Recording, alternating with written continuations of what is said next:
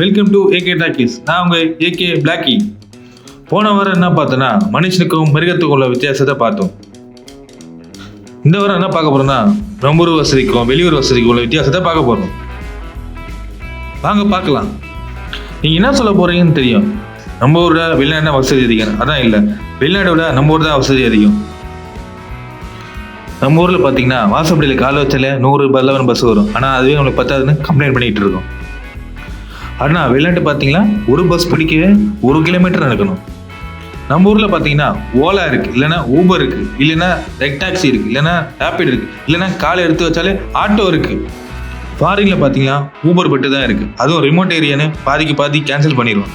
இப்போ டீ குடிச்சிங்கன்னா பே பண்ண கேஷ் இருக்குது, கார்டு இருக்குது. இப்போ ஜிபேன்றானுங்க, ஃபோன்பேன்றானுங்க, இபேன்றானுங்க, கொசுபேன்ற இருக்கிற எல்லா பேயும் சொல்கிறானுங்க. அதே ஃபாரினில் பார்த்தீங்கன்னா கேஷு கார்டு இது 2 மட்டும் தான் இருக்குது. நம்ம ஊருக்கு பார்த்தீங்கன்னா ஃப்ரீயாக கவர்மெண்ட் ஜிஹெச் ஹாஸ்பிட்டல் இருக்குது, ராயப்பேட்டை ஹாஸ்பிட்டல் இருக்குது, ஸ்டான்லி ஹாஸ்பிட்டல் இருக்குது, கீழ்பாக் மெடிக்கல் காலேஜ் ஹாஸ்பிட்டல் இருக்குது, ஓமோத் ஹாஸ்பிட்டல் இருக்குது. இப்படி ஆகப்பட்ட ஹாஸ்பிட்டல் இருக்குது. இங்கெல்லாம் ஃப்ரீயாக தான் ட்ரீட்மெண்ட் பார்க்குறாங்க, ஃப்ரீயாக காப்பீடு திட்டமும் பண்ணி கொடுக்குறாங்க. ஃப்ரீ ட்ரீட்மெண்ட்டுக்கு நம்ம எப்போ வேணால் போகலாம். இதே ஃபாரின் பார்த்தீங்கன்னா முன்னாடி ஹெல்த் இன்சூரன்ஸ் எடுக்கணும், இல்லைன்னா திட்டிடுவானுங்க. சாதா உடம்பு சரியில்லைனா கூட 3 மாதத்துக்கு முன்னாடி அப்பாயின்மெண்ட் வாங்கணும். நம்ம ஊரில் பார்த்தீங்கன்னா எவ்வளோ வசதியாக இருந்தாலும் ஆளுக்கால ஒரு பைக் வச்சிருக்கானுங்க. இதே அவங்க ஊரில் கார் இருந்தால் தான் வாழ்க்கையே ஓட்ட முடியும். அப்போலாம் பார்த்தீங்கன்னா ஹாலிவுட் படத்தில் பஸ்ஸு, காரு, ட்ரெயின், பைக்கு இதெல்லாம் காமிச்சிருக்காங்க. அப்போ அதானே பார்க்குறீங்க? அப்போ இதெல்லாம் பொய்யா? அதானே கேட்குறீங்க? அதெல்லாம் உண்மைதான். நியூயார்க் மாதிரி மெட்ரோபாலிட்டன் சிட்டியில் அதெல்லாம் ஓரளவுக்கு இருக்குது. இதே நம்ம ஊரில் பார்த்தீங்கன்னா மாதம் 5000 ரூபாய் வச்சு வாழ்க்கையை ஓட்டிடலாம். இதே அவங்க ஊரில் நம்ம வாழணும்னா 5 லட்ச ரூபாய் இருந்தால் தான் ஒரு மாதத்தையே ஓட்ட முடியும். அப்படின்னு பார்த்தீங்கன்னா அவங்க ஊரில் எதுவுமே நல்லா இல்லைன்னு சொல்ல வரீங்களா? அப்படி கிடையாது. அவங்க ஊரில் ப்ராக்டிக்கல் எஜுகேஷன் நல்லா இருக்குது, கல்ச்சர் நல்லா இருக்குது, ஃபேஷன் நல்லா இருக்குது, லிவிங் ஸ்டைல் நல்லா இருக்குது. இப்படி சொல்லிகிட்டே போகலாம்.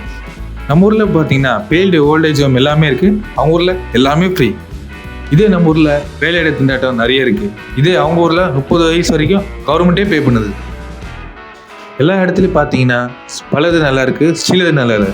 ஒவ்வொரு இடத்துல பார்த்தீங்கன்னா சிலது நல்லா இருக்குது, பலது நல்லா இல்லை. ஸோ அதனால ஃபாரின் தான் சொர்க்கம்னு நினைக்காதீங்க, வெள்ளைக்காரன் பின்னாடி அலையாதீங்க.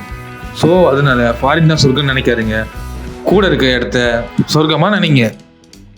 வீடியோ பிடிச்சிருந்தா லைக் பண்ணுங்க, சப்ஸ்கிரைப் பண்ணுங்க, பெல் பட்டனை அழுத்துங்க, மறக்காம ஐ பட்டனை அழுத்துங்க.